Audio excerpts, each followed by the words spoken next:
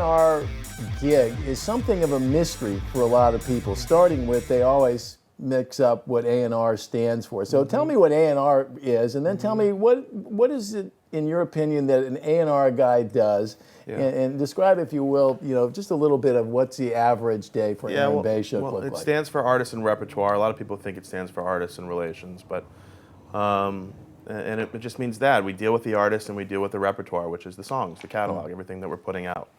And I agree. There's a lot of misconceived notions about what an A&R person does, and people often wonder what makes us, more able to do the job than anybody else. But I speak about all of this from a pop urban A&R perspective. I know A&R kind of changes depending on what genre of music you're working in, but the one common denominator, obviously, is that we're the people responsible for finding the new artists, the talent, and signing them to the label. I think that's the most basic thing that A&R person does. But what a lot of people don't know is how involved we can get in the songwriting process. A lot of artists, specifically on the pop and urban genre, are not always the ones writing their own hits.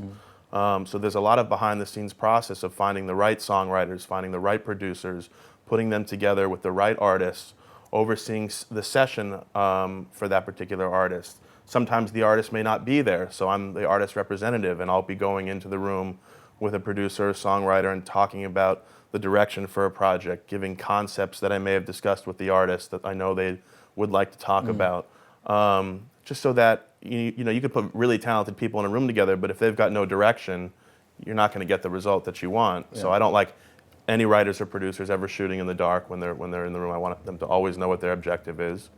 And then lastly, the A&R person is supposed to be the person within the label that knows the artist the best. You spend the most time with them. So it's also your job to adequately communicate your artist's vision and your vision for that project to the rest of the building, so that marketing, promotion, publicity all get the right directives, and we're all working together as a team to break this artist. I think that's an important point you make there. I talk a lot about that there's the making the music part of it, which is obviously key. It starts with the music. If you don't have something great at the beginning, it's tough to have something great at the end.